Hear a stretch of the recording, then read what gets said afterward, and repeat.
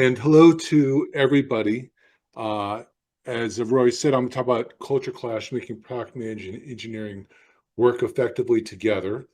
Um, and I have about an 8-hour presentation. I have about 30 minutes to present it. So I'm not going to get through everything today. I'm going to get through all of the highlights. And as Roy suggested, if you have questions afterwards, feel free to reach out to me. Here's my email address. I'll be on the Slack community as well. And I'll have my contact information again at the end. Um, I'll give you a little bit of context about who I am and how I got here and what I'm talking about this. I was an ex-CTO and ex-chief product officer. I ran both those departments in a number of companies over a number of years. And about 9 years ago, I started this company, Interna, and we consult on product management and engineering. And our fundamental thesis, and this fundamental thing about this talk, is about product management engineering are not two teams. They're one team. They're one team that works together to build a product. And if you can achieve that, those teams can be effective. And we work with a number of companies. We do 4 things. We will go into technology companies, evaluate product management engineering teams, and come out with a diagnosis and prescription. Here's some things you're doing well. Here's some things you might want to do differently. Here's how. On that same concept about product management engineering being effective. For companies that have a CTO or chief product officer, they often ask us to coach the technology product management executives, whether their title is CTO or chief product officer or not, and help them with their teams. If the companies don't have someone, they often ask us to come in and function as interim CTOs and chief product officers, help fix product management engineering teams, and then help hire someone on. And we also do due diligence for VC, PE firms, and M&A transactions. And we've done it for a bunch of companies. The reason I'm pointing this out is we see patterns. Things we see at the Walt Disney Company, we've also seen in startups. Mid-market companies. We worked at lynda.com before they got sold to LinkedIn for, I think it was $1.4 billion. B2B companies, B2C companies. There's commonalities about product management and engineering that we're able to apply to a bunch of companies. I'm going to share a bunch with them, a bunch of those with you today. So if I have time, I'm going to talk about 4 culture clashes, and I'm going to give you 5 tools to overcome them. We may only get to 3 of the culture clashes. I'm going to try to get to at least 3 in the time that we have, but I'm going to give you 5 tools. I'm going to talk about alignment, measurement, review, transparency, iteration as those tools to overcome the culture clashes. Now, the first one is alignment. Now, I mentioned before that our view is product management and engineering have one function as one team. That means they need to get aligned, and there's really 3 stages of alignment I would talk about. People who run product management engineering, I'm using CTO and chief product officer, but it really, I mean here, the product management and technology executives are really also all the people in the team. People often think their job in those roles is to optimize their team's efficiency. How do I make my team be better at engineering? How do I make my team in product management be better in product management? I have some input, something that we do, and some output. So if I'm in technology, I have some user stories that I get as input. My developers code some stuff. We output, meet the acceptance criteria. We're done. We're good. We should do that faster, better, less bugs. If I'm in product, then I have some user needs. Maybe it comes from the roadmap. Maybe I built the roadmap. I output user stories. I work with UX to put those interfaces together. Those are my outputs. And then engineering does something, I check it out, and we're good. That's what I do. I want to optimize my team to make that as efficient as possible. The surest way to create a culture clash between product management and engineering is to worry about my team's efficiency, to think about what am I doing, because that creates a barrier, a wall between product management and engineering. And remember, the primary goal here is that we're producing products for some industry, for some customers. We create value when we create value for those customers. And so think about product management and engineering only, thinks about what we're doing and creates that wall, and it creates finger pointing. I'm engineering. I just did what product management told me. If it's not the right thing, if the UX is wrong, it's on them. It's their fault. I wrote the code. I'm in product management. I'm in UX.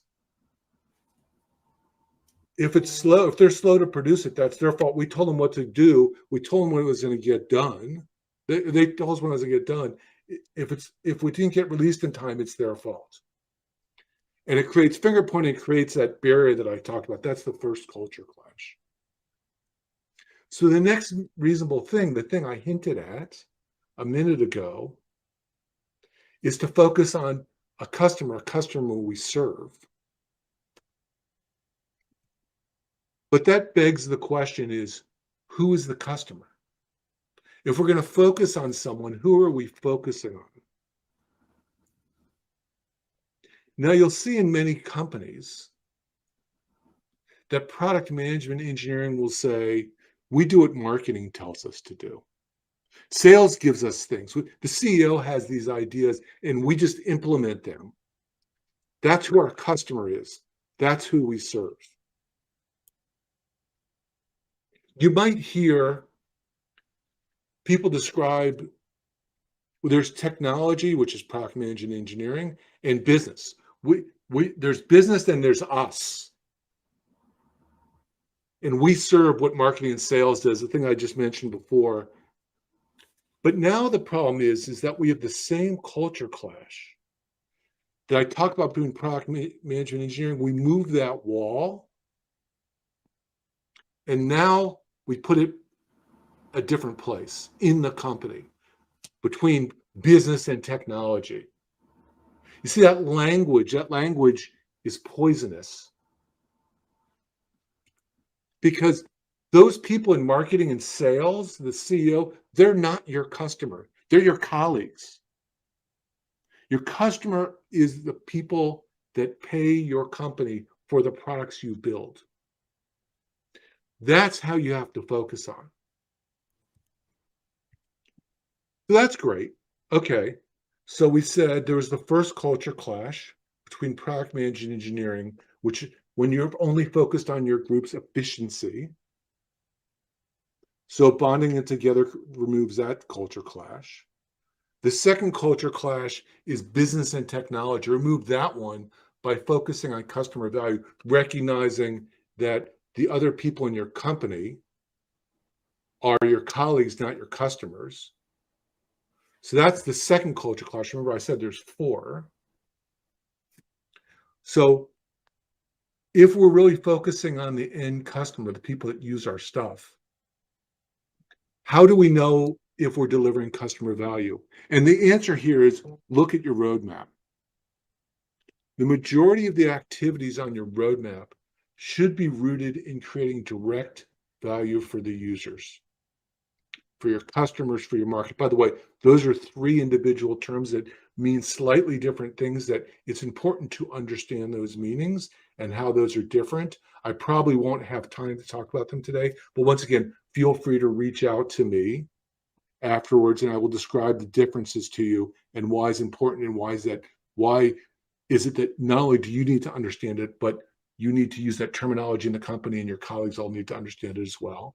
But the majority of things on your roadmap need to be rooted in creating customer value for your users.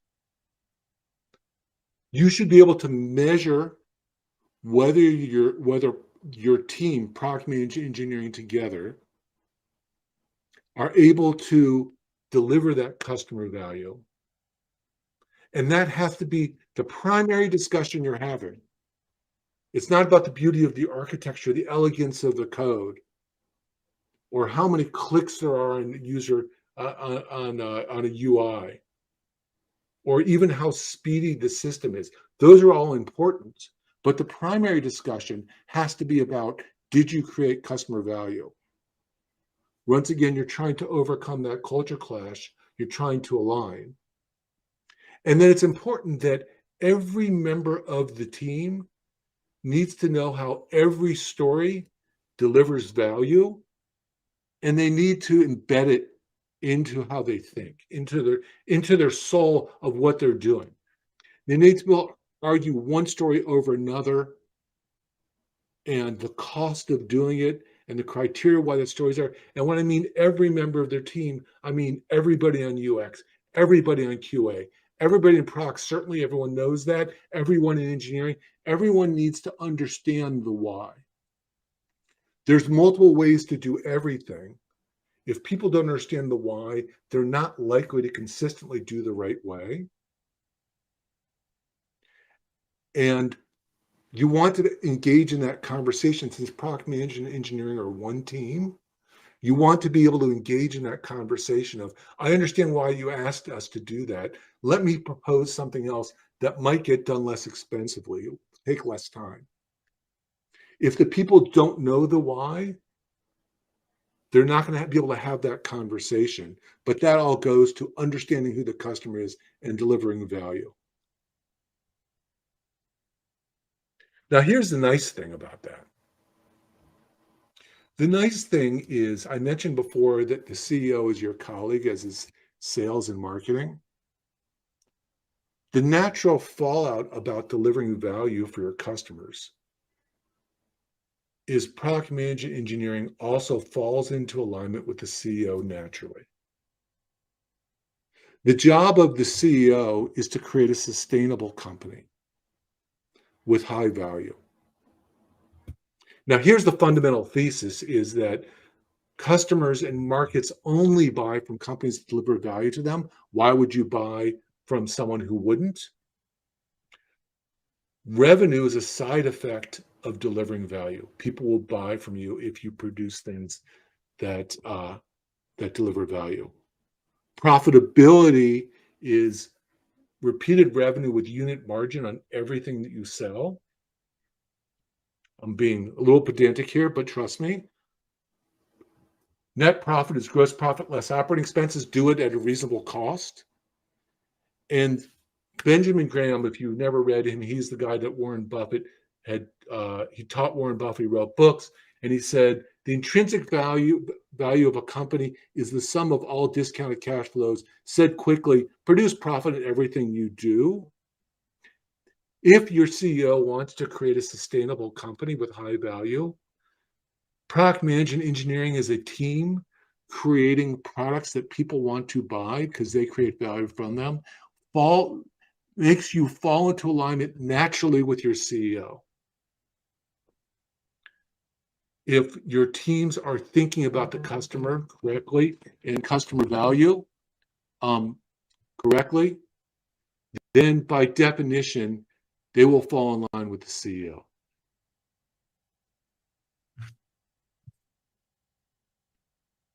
But here's the trick, and here's something that I'm not going to be able to have time to talk about in depth, but here's the trick to know.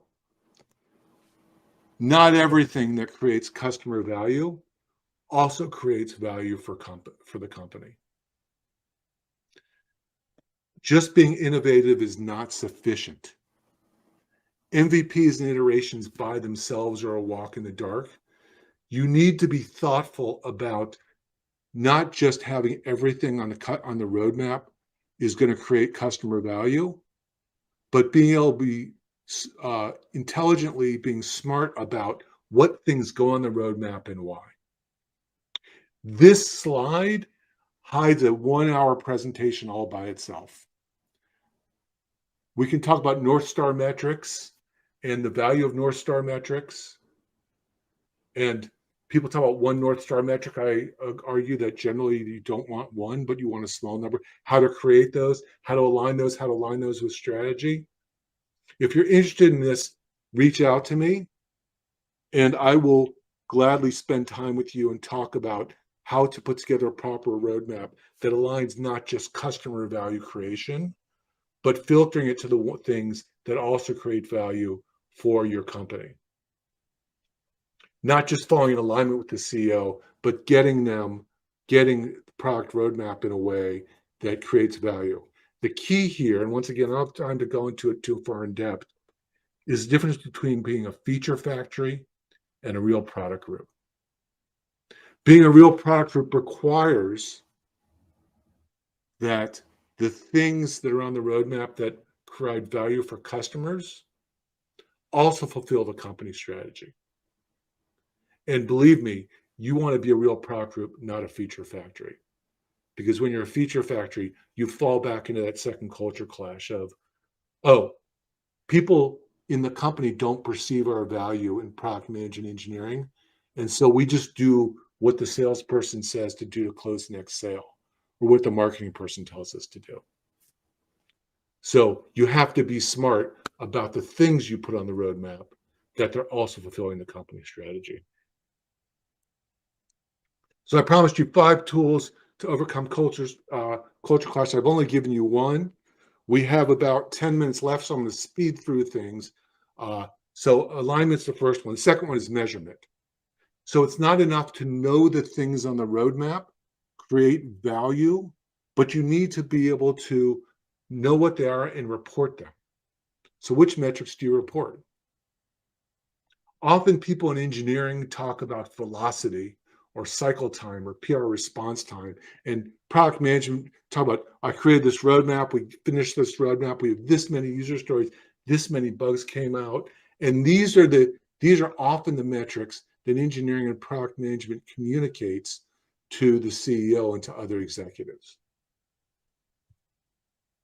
The problem with these metrics are they're great internal metrics. To run your department, once again, to be efficient, you need to know these things, but they address activity, not outcome. Once again, we're interested in providing value to customers. These are things that we do. Your CEO does not understand what those metrics mean. If you report to your CEO these kind of metrics, your CEO not only would they not understand, but are likely to think that you don't understand what the business is doing. So I propose to you that everything on the roadmap needs to talk directly about the kind of value that it creates. And here's one formula to do it, an epic statement. It's the second tool I'm giving you. An epic statement says, we believe by doing this specific feature for this specific type of client, they will achieve this specific outcome.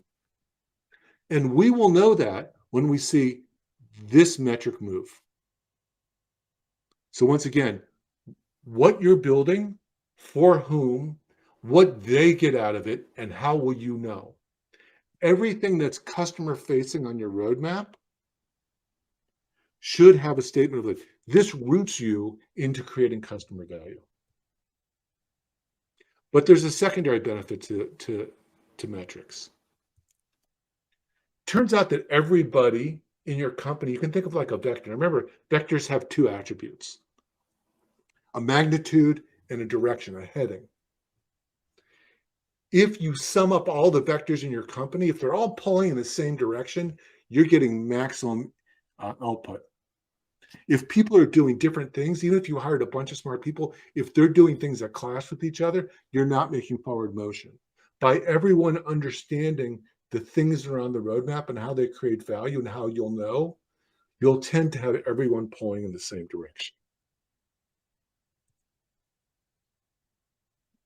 John Doerr, he's a venture capitalist. If you don't know him, you should probably read about him. He's a really smart guy. He's done a lot of good investments at Kleiner Perkins. Said, what we want is a team of missionaries, not mercenaries. Mercenaries are people that do what you ask them to do because you're paying them. Missionaries are people that do what they're doing because they understand and they care. By having all of the product-facing features on the roadmap have a mission statement, you've now told them why they should care and what they should expect. So we've talked about alignment, we've talked about measurement, let's talk about review. People know how to retro their sprints. The end of a 2-week sprint, they look at it, they look at the values of it, and they say, did we get the same velocity we expected? Did we perform higher? Did we not perform as well as we expected? What did we learn? What people don't think about is to retro the epics. Retro and sprints talk about efficiency. We want to talk about effectiveness.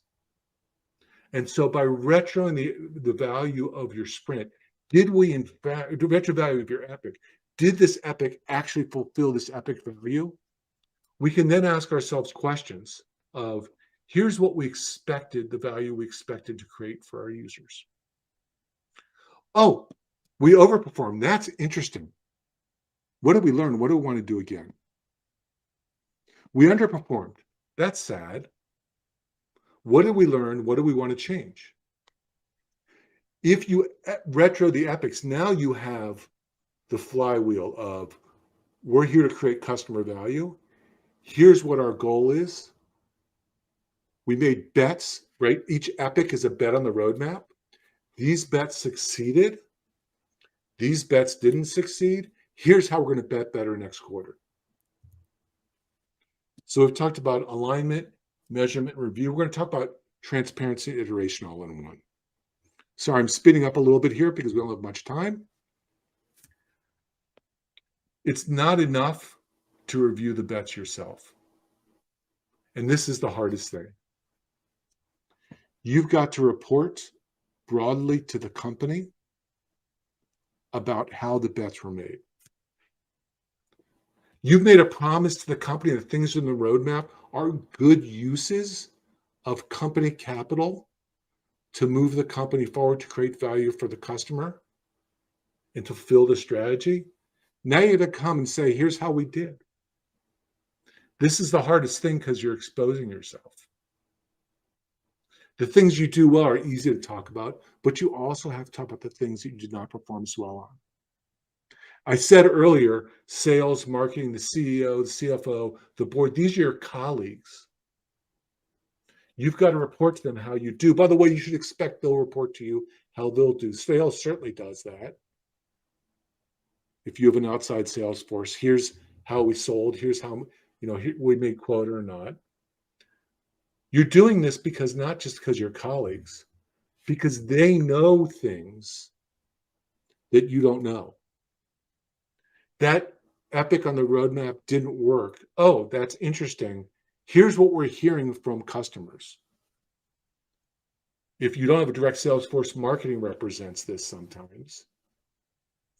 The CEO might know things like, here's what are the trends in the marketplace or what competitors are doing. Marketing might know that as well. The board might know those things. There might be investment criteria. We need to double down on this stuff. We can spend more money. But unless you have that conversation about how you performed, you won't know. And then you iterate.